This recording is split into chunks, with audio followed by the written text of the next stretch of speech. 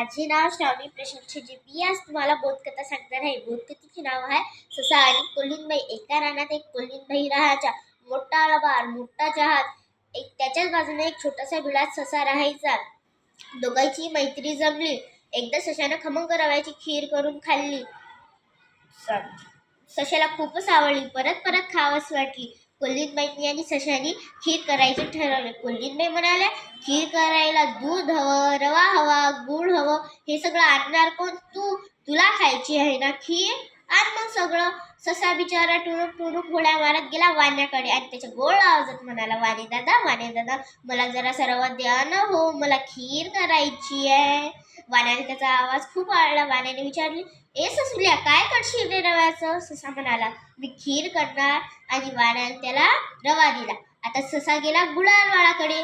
गुळाळवाळा गेला आणि त्याच्या गोड आवाजात म्हणाला, गुळाळवाळे दादा, मला जरासं गुळ द्या ना व, मला खीर करायची आहे. गुळाळवाळा त्याचा आवाज खूपच आवडला.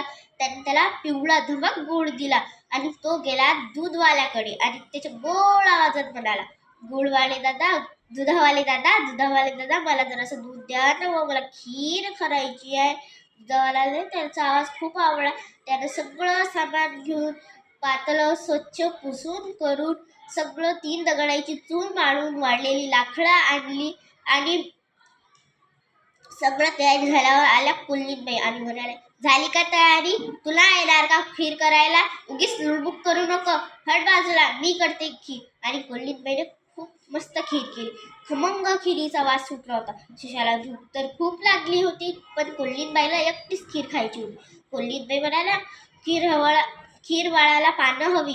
थांब, मी सांगते. कोल्हीणबाईंनी स्वतःसाठी ऐस केळीचं पान आणलं आणि सशासाठी इतलूसं बोरीच्या झाडाचं पान आणलं. तिनं दोघांच्या पानं वाढली. सशाच्या पानावर अर्धा चम्मच खीर द्या आणि सगळी उरलेली खीर स्वतःच्या पानावर घेतली. कोल्हीणबाईची तर भूक मिटली, सशाची भूक मिटलीच नाही. सशा परत गेला आणि त्याच्या गोड गोड आवाजात म्हणाला, सगळं सामान घेऊन आला आणि डबल खीर केली. जरा खमंग खिरीचा वास सुटला होता. कोल्हीणबाई म्हणाल्या, परत खीर केली काय? थांब, आता मी पण आणते सर्व सामान. कुठून आणलं सर्व सामान सांग मला. सशाने बिचारा सगळं काही सांगून गेलं. कोल्हीणबाई गेला आणि गेल्या वाण्याकडे रागात म्हणाले, ए वाण्या, मी आलेली दिसत नाही का तुला? चल, मला रवा दे. वाण्याला आला राग. तो म्हणाला, तू ससा किती गोड बोलत होता आणि ही थांब, तुला रवा पाहिजे काय? असं म्हणून वाण्याने तिच्या अंगावर रुईच टाकून दिली.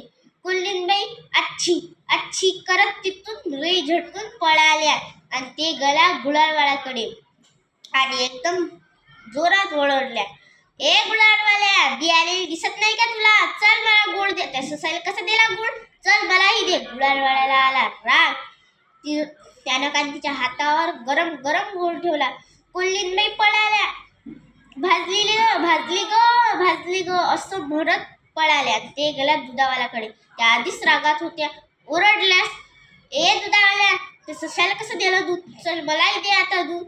दुधावाल्यालाही आला राग. त्यानं तिच्या अंगावर थंडगार पाणी टाकलं. कोल्हीणबाई पळाला. तिला खूप थंडी लागत होती. त्या आल्या तिच्या घरी. ससा म्हणाला, कोल्हीणबाई, आणलं का सर्व सामान? कोल्हीणबाई म्हणाला, नाही रे, तुला कसं सर्वांनी सामान दिलं आणि मला दिलंच नाही. ससा म्हणाला, कोल्हीणबाई, नेहमी सर्वांशी गोड बोलावं म्हणजे लोकांना आवडते. चला या, आता माझ्या इथे खीर खाऊ आपण दोघं. तुम्हाला थंडी वाजत असेल ना, या की माझ्या इथे. आणि दोघांनी मिळून खीर खाल्ली.